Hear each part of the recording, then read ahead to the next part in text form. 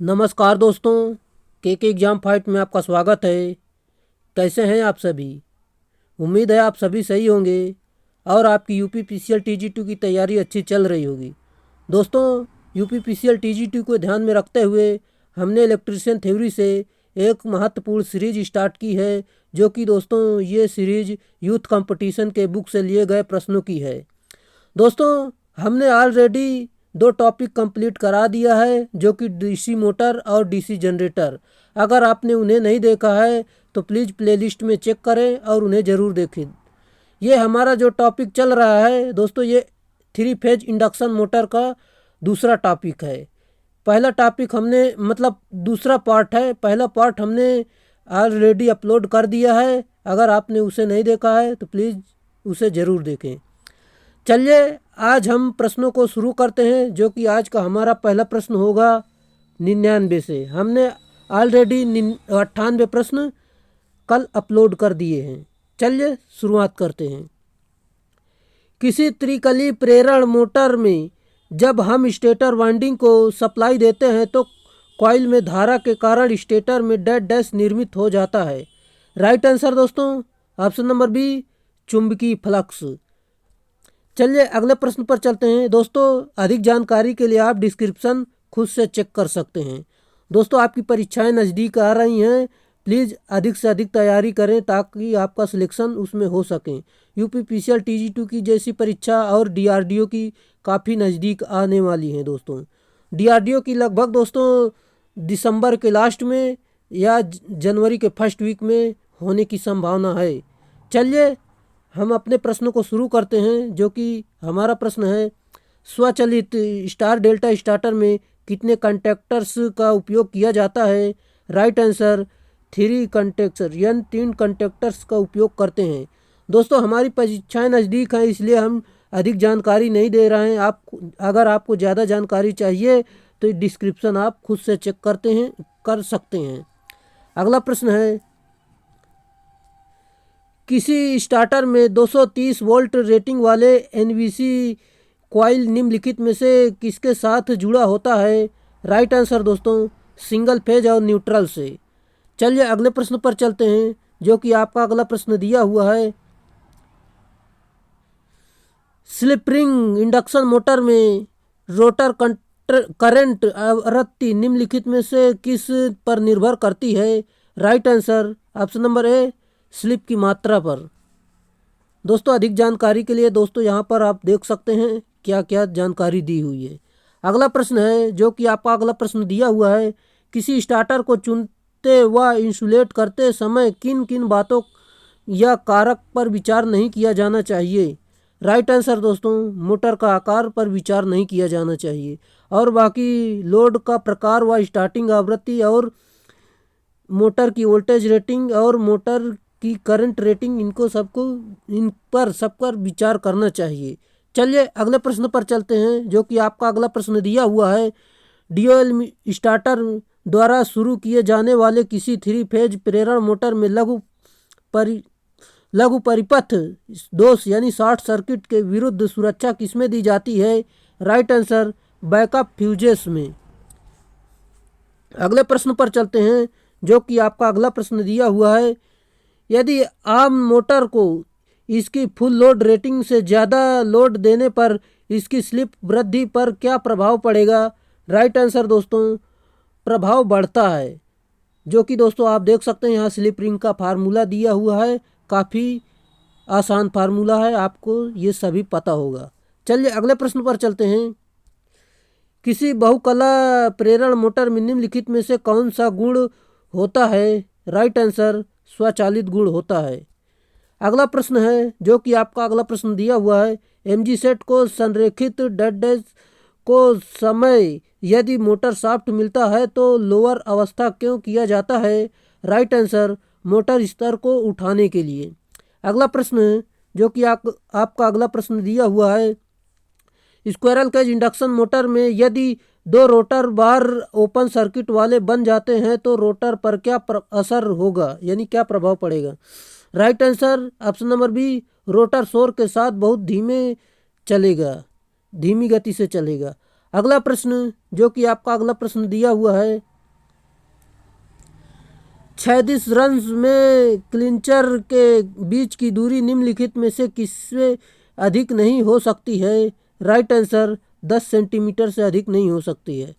अगला प्रश्न जो कि आपका दिया हुआ है, थ्री फेज 400 वोल्ट और 10 HP पिंजरी फेज मोटर के लिए फ्यूज की रेटिंग क्या होगी? राइट आंसर दोस्तों ऑप्शन नंबर डी 25 एम्पियर। दोस्तों आप इसे पेन कलम मतलब पेन कापी उठाइए और इसे हल करिए। क्या आपका उत्तर इतना आ रहा है? हल करके कमेंट में ज़रूर कमेंट करिए। अगला प्रश्न आपका है, हस्तचलित घूर्णक प्रतिरोध स्टार्टर वाली स्लिप रिंग इंडक्शन मोटर में विद्युतीय अंतःपर्शन किस तरह से जुड़ता है? Right answer option number B start button के श्रृंखला में यानी स्टार्ट बटन के सीरीज में जुड़ता है। अगला प्रश्न दोस्तों यहाँ पर अधिक जानकारी आप ले सकते हैं। अगला प्रश्न है जो कि आपका अगला प्रश्न दिया हुआ है। दोस्तों ये सवाल है, आप हमारे क्लास में आया करें तो प्लीज़ कॉपी पेन लेकर ज़रूर बैठा करें ताकि आपको सवाल हल करने के लिए आसानी हो। चलिए इसे हल करते हैं।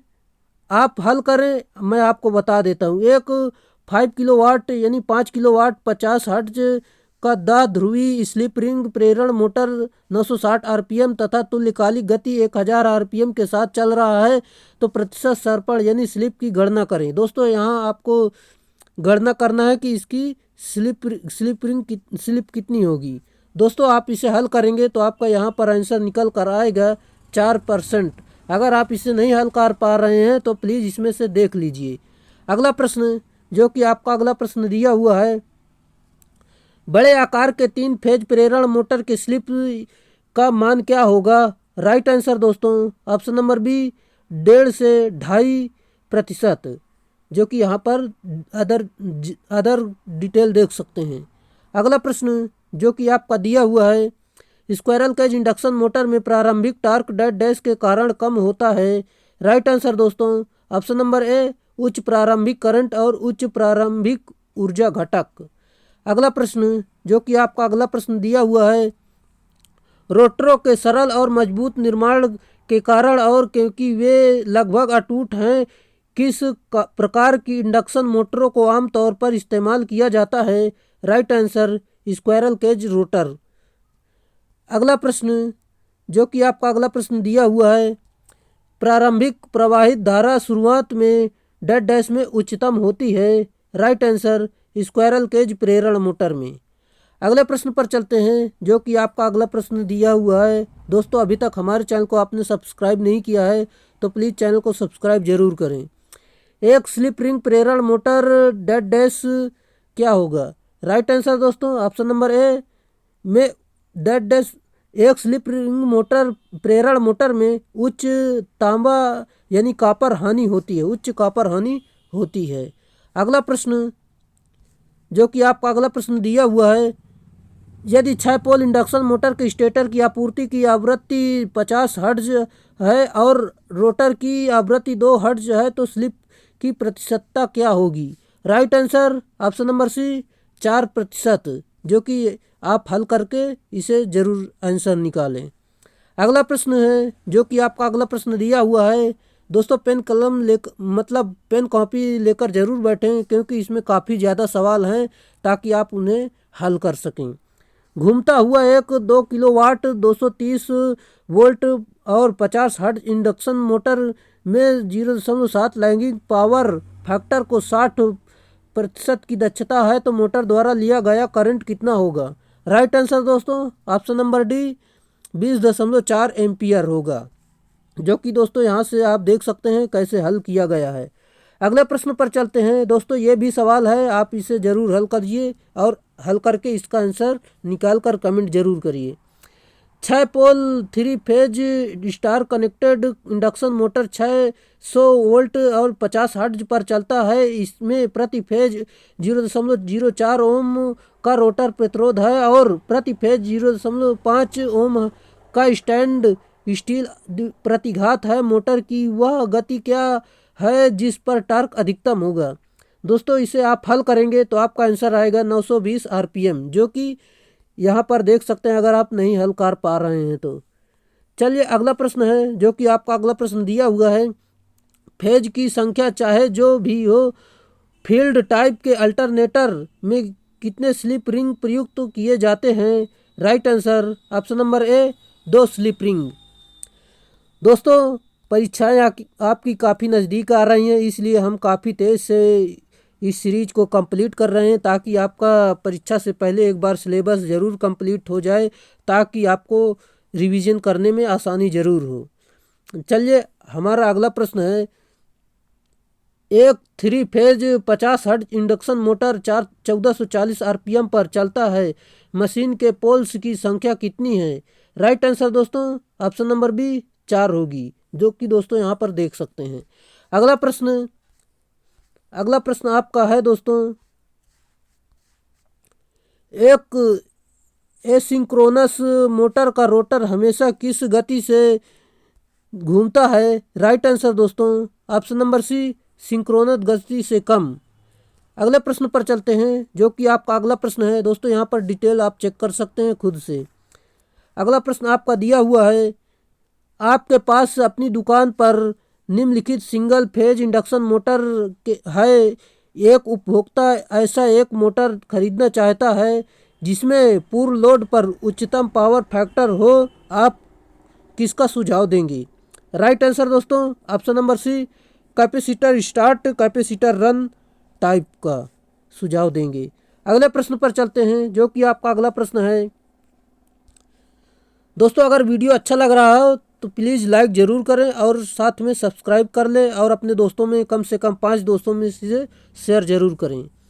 जब 3 फेज इंडक्शन मोटर को स्टार्टर 3 फेज एसी स्रोत से जुड़ा होता है तो यह एक घूर्णी चुंबकीय क्षेत्र बनाता है जो इस गति पर घूर्णन करता है।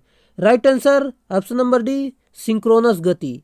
अगले प्रश्न पर चलते हैं, जो कि आपका अगला प्रश्न दिया हुआ है, रोटर रियोस्टेट स्पीड कंट्रोल विधि किसमें प्रयुक्त की जाती है? राइट आंसर ऑप्शन नंबर ए स्लिप रिंग इंडक्शन मोटर में। अगला प्रश्न है, आपका अगला प्रश्न दिया हुआ है, जो कि दोस्तों देख सकते हैं, दिए गए कथन के संबंध में निम्नलिखित में से कौन सा कथन मतलब कौन सा विकल्प सही होगा, इसमें से छांटना। चलिए देखते हैं, आइए देखते हैं। आपका दिया हुआ है, जो कि कथन इसमें दिया हुआ काफ़ी लंबा चौड़ा है, देख सकते हैं दोस्तों। कथन फर्स्ट में 3 phase induction motor self start नहीं होती है और इसे सेल्फ स्टार्ट मोटर बनाने के लिए कुछ तरीकों की आवश्यकता होती है, जबकि सिंगल फेज इंडक्शन मोटर की सेल्फ स्टार्टिंग होती है। दोस्तों ये 3 फेज जो होती है वो सेल्फ स्टार्ट होती है, बल्कि जो सिंगल फेज होती है वो सेल्फ स्टार्ट नहीं होती, वो अपने से स्टार्ट नहीं होती। सिंगल फेज को स्टार्ट करने के लिए उसमें कैपेसिटर का यूज करते हैं और कई सारी विधियां लगती हैं। अब देखते हैं दूसरा कथन, सिंगल फेज इंडक्शन मोटर की electrical power factor 3 phase induction motor की तुलना में अधिक होता है। दोस्तों ये भी असत्य है। अब अगला चलते हैं, सिंगल फेज इंडक्शन मोटर की दक्षता 3 फेज इंडक्शन मोटर की तुलना में कम होती है। दोस्तों ये कथन सही है, जो कि दोस्तों पहला दूसरा कथन आपका गलत है, ये तीसरा कथन आपका सही है। यहाँ से देख सकते हैं दोस्तों, ऑप्शन नंबर इसका डी सही उत्तर हो जाएगा। दोस्तों यहाँ पर अधिक जानकारी के लिए डिस्क्रिप्शन को आप चेक कर सकते हैं। अगला प्रश्न है, अगला प्रश्न आपका दिया हुआ है, बाह्य प्रतिरोध जोड़कर कम इनरस करंट के उपयुक्त में से बाह्य प्रतिरोध जोड़कर कम इनरस करंट के साथ उच्च स्टार्टिंग टार्क के लिए निम्नलिखित में से कौन सा सबसे उपयुक्त है? Right answer option number D wound rotor induction motor. अगला प्रश्न है, जो कि आपका अगला प्रश्न दिया हुआ है, एक 3 फेज इंडक्शन मोटर में 3 फेज वाइंडिंग स्लॉट में से इस प्रकार व्यवस्थित की जाती है कि 3 फेज एसी आपूर्ति दिए जाने के बाद यह। राइट आंसर दोस्तों ऑप्शन नंबर ए चुंबकीय क्षेत्र। अगला प्रश्न, जो कि आपका अगला प्रश्न है दोस्तों, ये भी कथन और निष्कर्ष से संबंधित प्रश्न है, आप इसे देख सकते हैं। कथन फर्स्ट दिया हुआ है, स्लिप रिंग इंडक्शन मोटर ऐसे एप्लीकेशन में प्रयोग होती है जहां प्रारंभिक बलाघूर्ण अधिक या गति में कम वेरिएशन की आवश्यकता होती है। दोस्तों ये कथन बिल्कुल सही है, हाँ होती है। अगले कथन पर चलते हैं, जो कि यूनिवर्सल मोटर में आमतौर पर क्रेन क्रशर बाल और एसएजी मिल में प्रयोग किए होते हैं। दोस्तों ये गलत है, जो कि सेकंड वाला गलत है। दोस्तों यहाँ पर सीरीज का क्रेन में सीरीज मोटर का प्रयोग करते हैं। अगला प्रश्न, जो कि आपका अगला प्रश्न दिया हुआ है दोस्तों, यहाँ अधिक से अधिक जानकारी ले सकते हैं आप। अगला प्रश्न है, दो पोल थ्री फेज इंडक्शन मोटर में 3 फेज वाइंडिंग एक दूसरे के साथ कितनी दूरी पर होंगे। दोस्तों ये आपको काफ़ी समय से याद होगा, ये आपको बताने की ज़रूरत नहीं है। चलिए अगले प्रश्न पर चलते हैं। जबकि 2 फेज में 90 अंश का कोण बनाता है। स्टार डेल्टा स्टार्टर विधि में प्रत्येक फेज वाइंडिंग में वोल्टेज किसके बराबर होती है, जहां लाइन वोल्टेज है। राइट आंसर दोस्तों option number B, voltage line upon √3 इसका सही उत्तर होगा। अधिक जानकारी यहाँ पर ले सकते हैं आप। अगला प्रश्न है, जो कि आपका दिया हुआ है, एक इंडक्शन मोटर में ग्रास आउटपुट पावर कितनी होती है। राइट आंसर ऑप्शन नंबर ए, रोटर पावर की 1 स्लिप गुना, ये इसका सही उत्तर है। अगला प्रश्न, जो कि आपका अगला प्रश्न है, उपयुक्त बाह्य प्रतिरोध जोड़कर एक कम इनरश करंट के साथ। दोस्तों जिसको हिंदी में समझ ना आता हो वो प्लीज़ अंग्रेजी जरूर देख लिया करें। उच्च स्टार्टिंग टॉर्क के लिए निम्नलिखित में से कौन सा सबसे उपयुक्त है। राइट आंसर दोस्तों वाउंड रोटर इंडक्शन मोटर, ये आपका सही उत्तर है। अगला प्रश्न दोस्तों, ये टाउ बराबर देख सकते हैं टार्क का फार्मूला। यहाँ टार्क अगर आपको निकालना है तो यहाँ पर इस फार्मूलों की आप यूज कर सकते हैं। चलिए अगले प्रश्न पर चलते हैं, जो कि आपका अगला प्रश्न है,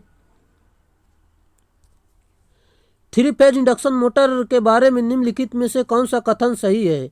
right answer option number B, इसे स्टार्ट करना आसान है क्योंकि इसमें एक सेल्फ स्टार्टिंग टॉर्क होता है, ये इसका सही उत्तर है। अगले प्रश्न पर चलते हैं दोस्तों, आपको इस समय काफ़ी मेहनत करने की ज़रूरत है क्योंकि परीक्षाएं नज़दीक आ रही हैं। अगर आप नहीं मेहनत करेंगे तो आपकी सीट दूसरा कोई उठा ले जाएगा। इसीलिए दोस्तों जी जान लगाकर ज़रूर पढ़े। कम से कम एक दिन में 6 से 7 घंटे 8 घंटे पक्का पढ़े, नहीं तो आपका सिलेक्शन नहीं होगा। दोस्तों जो वीडियो दे रहा हूँ कम से कम इससे 2 से 3 बार इसे रिपीट ज़रूर करें, ताकि जो सवाल आ रहे हैं और इसमें जो सवाल हैं आप इन्हें कॉपी पेन उठाइए और इसे ज़रूर हल करिए, ताकि आपका 1 नंबर पक्का हो सके। दोस्तों यहाँ पर कई प्रश्न, दोस्तों अगर डीसी मशीन अगर पूरी कंप्लीट कर लेते हैं तो कम से कम लगभग 60% थ्योरी आपकी यहीं पर कंप्लीट हो जाती है। क्योंकि दोस्तों यूपीपीसीएल TG2 में हमने देखा है कि जो परीक्षाओं में पूछे जाते प्रश्न हैं यही डीसी मशीन यानी मोटरों से अधिक प्रश्न पूछे जाते हैं। दोस्तों यहीं से आपको 50 से 60% यहीं से आपका सिलेबस कंप्लीट हो जाता है। चलिए अगले प्रश्न पर चलते हैं। खैर कोई बात नहीं, अगर आप पढ़ना चाहते हैं तो पढ़ें ज़रूर, अगर सिलेक्शन लेना है तो, नहीं आपकी सेट कोई और ले जाएगा। अगले प्रश्न पर चलते हैं, जो कि आपका अगला प्रश्न दिया हुआ है, जब वाउंड रोटर इंडक्शन मोटर की गति रोटर सर्किट में वोल्टेज इंजेक्ट करके नियंत्रित की जाती है तो इस इंजेक्ट किए गए वोल्टेज की आवृत्ति किसके समान होनी चाहिए। राइट आंसर स्लिप आवृत्ति के। अगला प्रश्न, जो कि आपका अगला प्रश्न सवाल दिया हुआ है, आप इसे हल जरूर करें। एक 3 फेज इंडक्शन मोटर सीधे स्विचिंग द्वारा स्टार्ट किए जाने पर मेंस से 100 एम्पियर की इलेक्ट्रिक करंट खींचता है। यदि स्टार्टिंग के लिए 60% टैपिंग वाला एक ऑटो ट्रांसफार्मर प्रयुक्त किया जाता है तो मेंस से लिया गया इलेक्ट्रिक करंट कितना होगा। दोस्तों आप इसे हल करेंगे तो आपका उत्तर आएगा 36 एम्पियर। अगर आप हल कर ले रहे हैं तो आपके लिए काफ़ी अच्छा सवाल है ये। अगर नहीं हल कर पा रहे हैं तो यहाँ से दोस्तों देख सकते हैं। अगला प्रश्न, जो कि आपका अगला प्रश्न दिया हुआ है, एक षष्ठभुज का आंतरिक कोण कितना होगा। राइट आंसर दोस्तों ऑप्शन नंबर सी 120 डिग्री होगा, जो कि दोस्तों इस फार्मूले से आप निकाल सकते हैं। अगले प्रश्न पर चलते हैं, दोस्तों अगले प्रश्न पर जाने से पहले मैं आपको बताना चाहूँगा, अगर आपको पीडीएफ चाहिए तो हमारा टेलीग्राम चैनल है जो कि आप उसे सब्सक्राइब कर सकते हैं। चलिए मैं आपका टेलीग्राम चैनल दिखा देता हूँ। दोस्तों ये रहा हमारा टेलीग्राम चैनल। अगर आपको पीडीएफ चाहिए तो इसे सब्सक्राइब कर लीजिए, नहीं तो कोई बात नहीं। चलिए अगले प्रश्न पर चलते हैं। टेलीग्राम चैनल आप देख सकते हैं, इसी में हमने डीसी जनरेटर और डीसी मोटर की पीडीएफ को अपलोड कर दिया है। चलिए अगले प्रश्न पर चलते हैं। यदि स्टेटर ईएमएफ एमएमएफ घूर्णक फ्लक्स की तरह समान गति से घूमता है तो स्टेटर एमएमएफ और घूर्णक फ्लक्स के बीच की सापेक्ष गति क्या होगी? राइट आंसर दोस्तों ऑप्शन नंबर ए 0 होगी। अगले प्रश्न पर चलते हैं। आपका अगला प्रश्न दिया हुआ है, जब एक इंडक्शन मोटर ब्रेकिंग क्षेत्र में काम करता है स्लिप हमेशा कितनी होती है? Right answer option number B 1 से अधिक। अगला प्रश्न है जो कि आपका अगला प्रश्न दिया हुआ है, यदि 3 फेज इंडक्शन मोटर के 3 वायरों में से किन्हीं 2 के कनेक्शन आपस में बदल दिए जाते हैं तो क्या होगा? राइट आंसर दोस्तों इसका हो जाएगा, जो कि आप पहले से जानते होंगे, इसका सही उत्तर होगा मोटर विपरीत दिशा में चलेगा। अगला प्रश्न है, यहाँ से दोस्तों अधिक जानकारी ले सकते हैं, हमारे पास उतना टाइम नहीं है कि आपको डिटेल से जानकारी दिया जाए। दोस्तों अगला प्रश्न है सवाल जो कि आप सॉरी दोस्तों मैं कंफ्यूज हो जाता हूँ, पेन कलम बोल देता हूँ। पेन कापी ज़रूर उठाइए और इसे हल ज़रूर करिए और आंसर निकालिए, क्या इतना आपका उत्तर आ रहा है?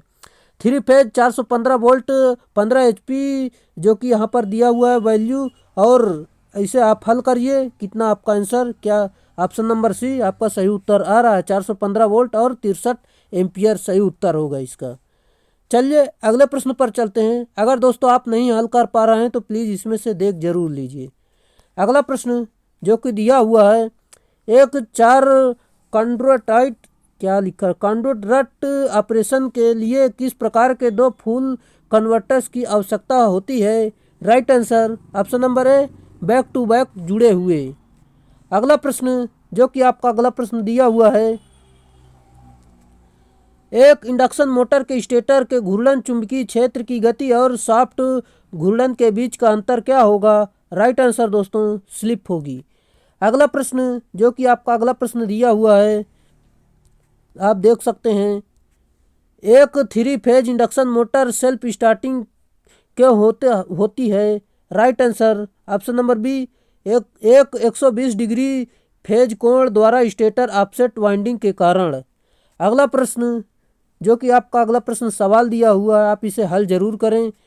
4 पोल 3 फेज और 50 हर्ट्ज इंडक्शन मोटर 455 RPM की गति से चलती है तो इस स्थिति में घूर्णक में प्रेरित ईएमएफ की आवृत्ति क्या होगी? दोस्तों आप इसे हल करेंगे तो आपका उत्तर आएगा 1.5 हर्ट्ज। इसे देख सकते हैं। अगला प्रश्न जो कि आपका अगला प्रश्न दिया हुआ है, डायरेक्ट ऑनलाइन स्टार्टर वाले मोटर के मोटर के टाइम डिले लिखा हुआ डिले फ्यूज का अधिकतम आकार क्या होना चाहिए? राइट आंसर दोस्तों ऑप्शन नंबर ए जो कि फुल लोड करंट का 300% जो कि देख सकते हैं आप। दोस्तों यहाँ पर आप देख सकते हैं अंग्रेजी में भी क्या लिखा हुआ, डिले ये सही है। अगला प्रश्न आपका सही होगा, जो कि एक थर्मल प्रोटेक्शन स्विच किसके विरुद्ध सुरक्षा प्रदान करता है? Right answer option number C overload. अगले प्रश्न पर चलते हैं जो कि आपका अगला प्रश्न दिया हुआ है कथन और निष्कर्ष से, मतलब कथन से आपका इसमें कौन सा कथन सही होगा। चलिए हम हिंदी वाले छात्र हैं तो हिंदी हम पढ़ेंगे। हमारा अगला प्रश्न है जो कि कथन फर्स्ट है, 3 phase induction motor self start नहीं होते हैं और इसे सेल्फ स्टार्टिंग मोटर बनाने के लिए कुछ तरीकों की आवश्यकता होती है, जबकि single phase motor self starting होते हैं। दोस्तों आपको बताना है कि क्या ये कथन सही है। अभी इसी तरह का प्रश्न जो कि हमने पिछले प्रश्नों में देखा, जो कि ये दोस्तों कथन गलत है।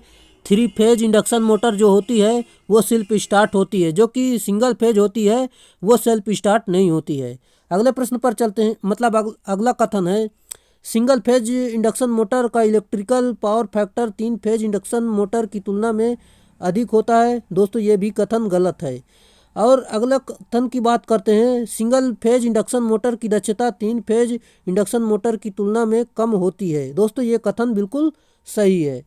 चलिए अगले प्रश्न पर चलते हैं, जो कि आपका अगला प्रश्न दिया हुआ है। दोस्तों यहाँ से देख सकते हैं आपका ऑप्शन नंबर ए सही है, जो कि कथन फर्स्ट और कथन सेकंड गलत है और कथन थर्ड जो है वो सही है। अगला प्रश्न है, निम्नलिखित में से कौन सी प्रेरण इंडक्शन यानी इंडक्शन मोटर के गति नियंत्रण की विधि नहीं है। Right answer option number C stator प्रतिरोध नियंत्रण, और जो कि option number A, option number B, option number C जो कि इंडक्शन मोटर की गति नियंत्रण की विधि है। अगले प्रश्न पर चलते हैं।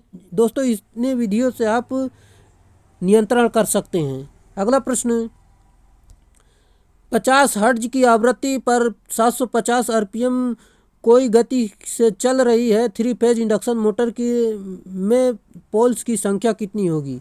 दोस्तों इसे आप हल करेंगे, काफ़ी सिंपल सवाल है, तो आपका आंसर निकल कर आएगा 8। अगले प्रश्न पर चलते हैं, जो कि आपका अगला प्रश्न दिया हुआ है, मोटर डेड डैश मोटर की लोडिंग पर निर्भर करता है। Right answer option number C की शक्ति गुणक पावर फैक्टर पर निर्भर करता है। अगले प्रश्न पर चलते हैं, जो कि आपका अगला प्रश्न दिया हुआ है, किसी मोटर द्वारा ली गई उसके टर्मिनलों पर आरोपित डेड डैश एवं स्टेटर की प्रतिबाधा द्वारा निर्धारित की जाती है। राइट आंसर दोस्तों आपका हो जाएगा वोल्टेज। अगले प्रश्न पर चलते हैं, जो कि आपका अगला प्रश्न दिया हुआ है, 3 फेज इंडक्शन मोटर में अचर हानि निर्धारित की जाती है। राइट आंसर ऑप्शन नंबर ए भार रहित परीक्षण यानी नो लोड टेस्ट द्वारा। अगले प्रश्न पर चलते हैं, जो कि आपका अगला प्रश्न है, जब रोटर प्रतिरोध रोटर प्रतिघात के बराबर होता है तब प्रेरण इंडक्शन मोटर का प्रवर्तन आघूर्ण यानी स्टार्टिंग टॉर्क डेड डैश होता है। राइट आंसर अधिकतम होगा। दोस्तों इसे आप यहाँ पर हल दिया हुआ है, अगर आप हल नहीं कर पा रहे हैं तो प्लीज़ इसे डिस्क्रिप्शन ज़रूर देखें। अगले प्रश्न पर चलते हैं, जो कि आपका अगला प्रश्न दिया हुआ है, निम्नलिखित में से कौन सी मोटर स्वप्रवर्तित है। राइट आंसर 3 फेज प्रेरण मोटर। अगले प्रश्न पर चलते हैं। दोस्तों ये भी सवाल है, आप इसे हल जरूर करें। यदि एक 4 पोल प्रेरण यानी इंडक्शन मोटर की गति 1800 आरपीएम है तो मोटर की किस आवृत्ति पर संचालित रहेगी। राइट आंसर दोस्तों आप हल करेंगे तो आपका उत्तर निकल कर आ जाएगा 60 हर्ट्ज। अगले प्रश्न पर चलते हैं, जो कि आपका अगला प्रश्न दिया हुआ है, एक प्रेरण मोटर में जैसे ही वायु का अंतर बढ़ता है, राइट आंसर क्या होगा, फिर पावर फैक्टर घट जाएगा। अगला प्रश्न, जो कि आपका अगला प्रश्न दिया हुआ है, 3 पॉइंट स्टार्टर का उपयोग किया जाता है। राइट आंसर ऑप्शन नंबर ए आर्मेचर धारा को न्यूनतम करने के लिए। अगले प्रश्न पर चलते हैं, स्क्वायरल केज मोटर की गति क्या होगी। दोस्तों इसका सही उत्तर आपका हो जाएगा, जो कि आप देख सकते हैं ऑप्शन नंबर बी, जो कि स्टेटर पोल्स की संख्या को बदल दिया जाता है।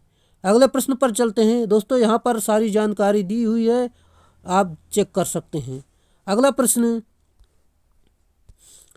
प्रेरण इंडक्शन यानी इंडक्शन मोटर की गति डेड डैश में वृद्धि होने पर थोड़ी कम हो जाती है। राइट आंसर भार में वृद्धि होने पर थोड़ी कम गति हो जाती है। अगला प्रश्न है, एक 80% दक्षता वाली 2 किलोवाट मोटर को 5 घंटे तक अधिकतम भार पर चलाए जाने पर कितनी ऊर्जा व्यय होगी। Right answer 8 kilowatt. दोस्तों आप इसे हल करेंगे तो आपका उत्तर निकल कर आएगा। स्टार डेल्टा स्टार्टर का एक लाभ है दोस्तों, इसका आपका सही उत्तर हो जाएगा, जो कि ऑप्शन नंबर सी निम्न स्टार्टिंग धारा इसका सही उत्तर होगा। अगले प्रश्न पर चलते हैं, जो कि आपका अगला प्रश्न है, जब मोटर नियंत्रक पर स्टॉप बटन दबाया जाता है तो उसे dead dash. Right answer option number C संकुचन कॉइल जारी करता है। अगला प्रश्न है, एनवीआर कॉइल का पूरा रूप क्या है। राइट आंसर दोस्तों इसका फुल फॉर्म पूछा है नो वोल्ट रिलीज कॉइल, ये इसका सही उत्तर हो जाएगा। अगला प्रश्न है जो कि आपका अगला प्रश्न दिया हुआ है, रनिंग मोटर डेल्टा में डेड डैश प्रदान करने के लिए जुड़ा हुआ है। राइट आंसर उच्च टार्क। अगला प्रश्न पर चलते हैं जो कि आपका अगला प्रश्न दिया हुआ है, आप देख सकते हैं, स्लिप रिंग प्रेरण मोटर स्टार्ट करने के लिए उपयोग किए जाने वाली स्टार्टर का प्रकार। राइट आंसर दोस्तों ऑप्शन नंबर डी, रोटर प्रतिरोध स्टार्टर इसका सही उत्तर होगा। दोस्तों अभी तक हमारे चैनल को आपने सब्सक्राइब नहीं किया है तो प्लीज़ इसे सब्सक्राइब जरूर करें ताकि आप तक नोटिफिकेशन जरूर पहुँचे। 3 फेज प्रेरण मोटर के साथ स्टेटर प्रतिरोध स्टार्टर का उपयोग करते समय स्टार्टर का प्रतिरोधों को ऐसा रखा जाता है। राइट आंसर दोस्तों अधिकतम रखा जाता है। दोस्तों वो समय आ गया है जो कि आपका इतिहास लिखने का। दोस्तों अभी तक आपने कुछ नहीं हासिल किया है, आप कम से कम 2 महीने में काफ़ी बड़ा अचीवमेंट हासिल करने वाले हैं। अगर आप अच्छे से पढ़ाई करते हैं तो आपकी यूपीपीसीएल टीजी2 की जो नौकरी है वो आपकी झोली में होगी। अगर तैयारी नहीं करते हैं तो आपकी पोस्ट जो है दूसरा कोई उठा ले जाएगा, आप देखते रह जाओगे। दोस्तों इसी तरह अगर पढ़ते रहोगे तो आपको पक्का नौकरी मिल जाएगी। दोस्तों अगर यूपीपीसीएल टीजी2 और डीआरडीओ में काफ़ी अच्छी वैकेंसी होती हैं और काफ़ी सारी वैकेंसियां आने वाली हैं जो कि बार्क में है और एनएफएल में, एनपीसीआईएल में काफ़ी जगह से परमाणु विभाग से वैकेंसियां आने वाली है जो कि दोस्तों इस समय मिशन मोड में सरकार भर्ती करने वाली है। जो कि अगर इस समय आप नौकरी नहीं ले पा रहे हैं इस साल तो कम से कम आप नौकरी के लिए भूल जाइए, क्योंकि जो इस समय 2024 का चुनाव होने वाला है, इस समय जो वैकेंसी निकलेंगी ये फिर बाद में नहीं निकलेंगी। जो कि दोस्तों सबसे बड़ी वैकेंसी जो आने वाली है रेलवे में एएलपी और टेक्नीशियन की, जो कि आईटीआई वालों के लिए ये काफ़ी अच्छी नौकरी होती है। और फिर उसके बाद तो लगभग 2024 के लास्ट मतलब शुरुआती में लगभग आ जाएगी ग्रुप डी की वैकेंसी, जो कि दोस्तों आईटीआई वालों के लिए काफ़ी अच्छा मौका होगा। जो कि दोस्तों इसमें आईटीआई कंपलसरी कर दिया गया है, बिना आईटीआई वाले इसमें अब कोई अप्लाई नहीं कर पाएगा। आपकी पोस्ट मान लो बिल्कुल सिक्योर हो चुकी है। अगर आप अच्छे से तैयारी में लगे रहते हैं तो कम से कम यही यूपीपीसीएल टीजी2 में ही नौकरी पालेंगे। अगर नहीं मिली भी तो आप ग्रुप डी में 2025 तक सिलेक्शन पा लेंगे। दोस्तों ऐसी तैयारी करो कि इसी में ही सिलेक्शन हो जाए, इसरो मतलब यूपीपीसीएल टीजी2 और या डीआरडीओ में। इससे अच्छी वैकेंसी दोस्तों ग्रुप डी की नहीं होती है, ये काफ़ी अच्छी वैकेंसी है। यूपीपीसीएल टीजी2 में तो अच्छी वैकेंसी होती है जो कि दोस्तों इसे अपने आसपास ही ट्रांसफ़र करा सकते हो। और इसकी जो सैलरी होती है आईटीआई विभाग में ऐसी कोई नौकरी नहीं है जो कि इतनी सैलरी देती हो जो कि यूपीपीसीएल टीजी2 देती है यूपी गवर्नमेंट। चलिए जो कि दोस्तों राजस्थान टेक्निकल हेल्पर में जो वैकेंसी निकली है दोस्तों उसमें भी कम से कम 20-25 साल नौकरी करोगे तभी भी इतना सैलरी नहीं मिलेगी, जो कि दोस्तों लगभग 40,000 के आसपास इसमें यूपीपीसीएल टीजी2 में सैलरी मिलती है। चलिए आपको समझाने के लिए इतना काफ़ी था। अगले प्रश्न पर चलते हैं। आप हमारा अगला प्रश्न है, प्रेरण मोटर की असामान्य रगड़ ध्वनि को रोका जा सकता है। Right answer option number B, जो कि उचित और नियमित स्नेहन। अगला प्रश्न है सॉरी दोस्तों, एक ड्यूल स्टार्टर के कंडक्टर कॉइल का क्या कार्य है। Right answer option number D, running on state. अगले प्रश्न पर चलते हैं जो कि आपका अगला प्रश्न दिया हुआ है, 4 बिंदु स्टार्टर की तुलना में थ्री स्टार्टर में यानी 3 स्टार्टर में मूल अंतर यह है। राइट आंसर दोस्तों option number C, shunt field circuit से धारित कुंडली अलग हटा दिया जाता है। अगला प्रश्न जो कि आपका अगला प्रश्न दिया हुआ है, कितनी क्षमता वाले मोटरों के लिए ड्यूल स्टार्टर का उपयोग किया जाता है। दोस्तों इसको मैंने काफ़ी पहले कई बार बता दिया है, ये कि इतना रिपीट होता है, आपको कम से कम ये प्रश्न आपको याद होना चाहिए।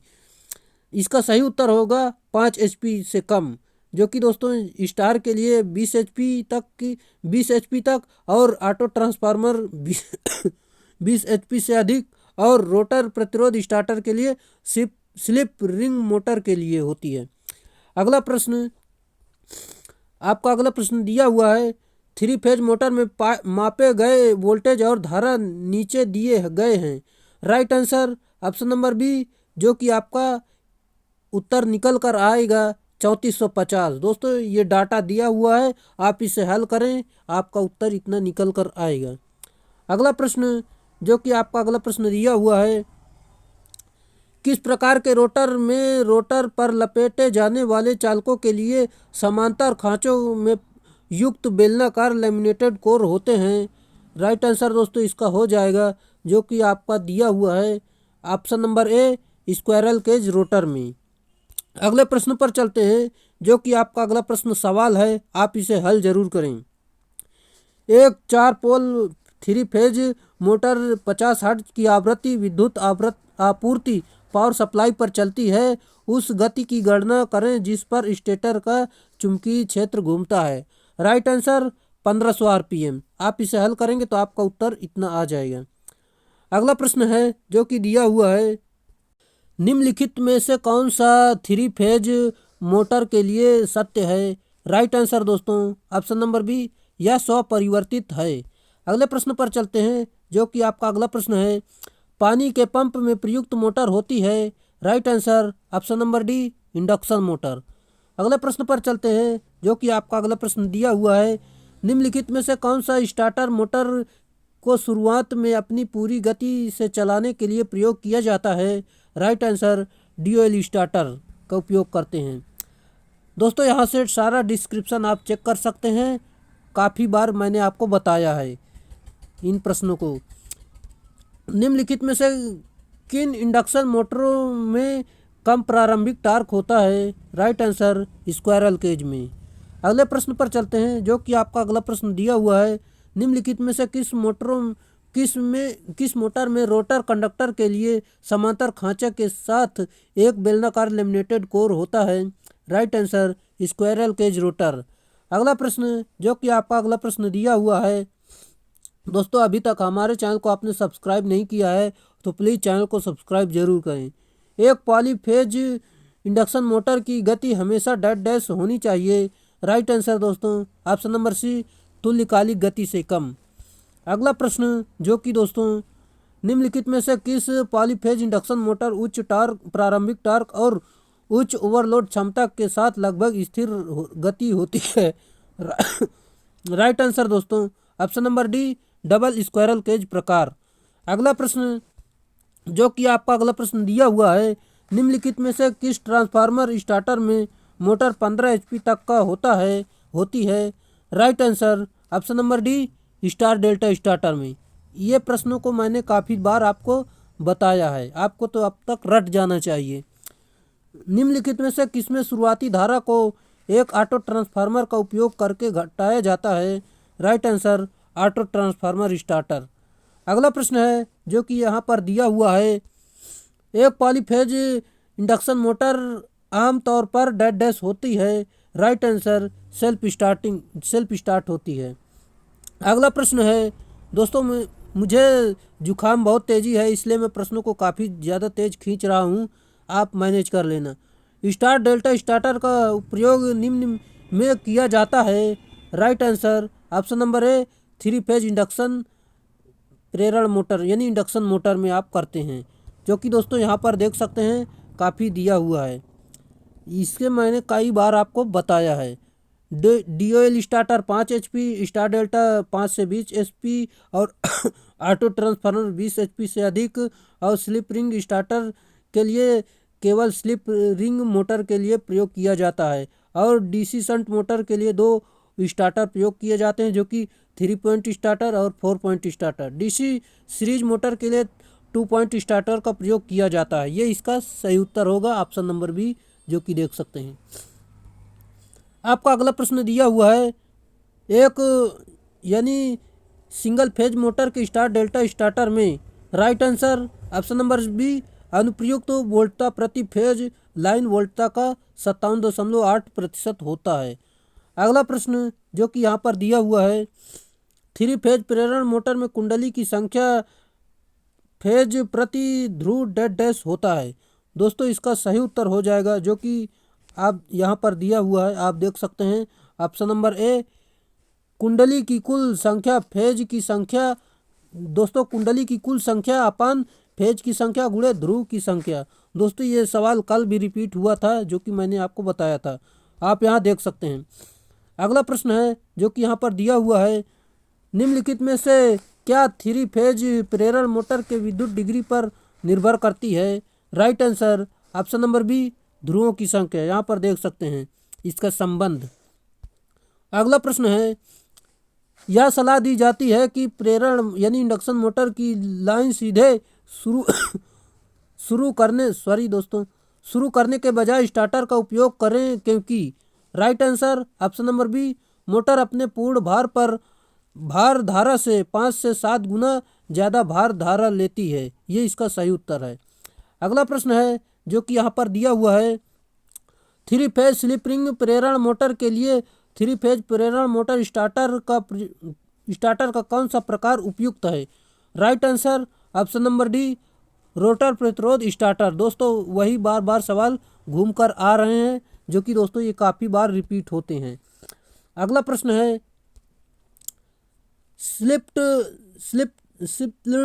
स्लिप्ड रिंग के लिए कौन सी सामग्री उपयोग की जाती है? राइट आंसर तांबा।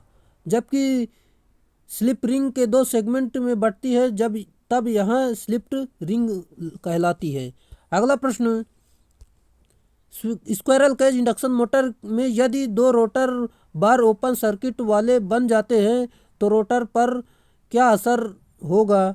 Right answer option number B, rotor शोर के साथ बहुत धीमे चलेगा। अगला प्रश्न जो कि देख सकते हैं आप, three phase polyphase squirrel cage induction motor की गति नियंत्रण किस विधि से किया जाता है? Right answer option number D, स्पंद चौड़ाई मॉडुलन। ये इसका सही उत्तर हो जाएगा। अगले प्रश्न पर चलते हैं जो कि आपका अगला प्रश्न दिया हुआ है, एक प्रेरण मोटर में अधिकतम बलाघूर्ण उत्पन्न करने के लिए स्थिति होती है। राइट आंसर दोस्तों ऑप्शन नंबर सी, रोटर प्रतिरोध रोटर प्रतिघात के बराबर होते हैं। अगले प्रश्न पर चलते हैं जो कि दोस्तों आपका अगला प्रश्न दिया हुआ है। दोस्तों आप इसे देखकर हल कर सकते हैं, काफ़ी इसमें लंबा चौड़ा संबंध दिया गया है।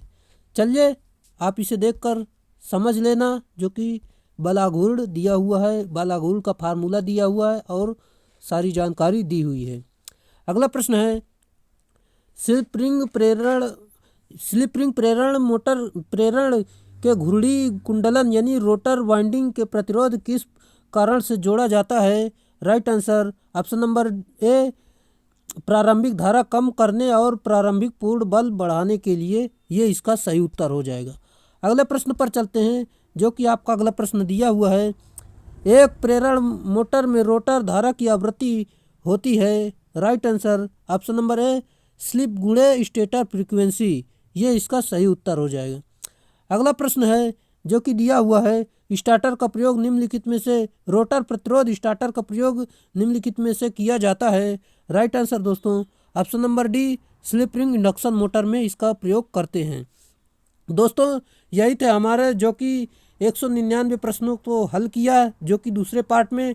हमने पिछले पार्ट में थ्री फेज इंडक्शन मोटर का एक प्रश्न पहले से लेकर हमने 100 प्रश्न तक सॉल्व किया है। अगर उसे आपने नहीं देखा है तो प्लीज़ इसे जाकर ज़रूर देखें। दोस्तों आज के प्रश्नों की संख्या इतनी होगी जो कि दोस्तों अगले वीडियो में फिर मिलेंगे इसी के पार्ट को, जो कि तीसरा पार्ट होगा, उसमें ये पार्ट कंप्लीट कर दिया जाएगा जो कि पूरे 300 प्रश्न कंप्लीट हो जाएंगे। दोस्तों आज के लिए इतना ही, फिर मिलेंगे नेक्स्ट वीडियो में, तब तक के लिए बाय।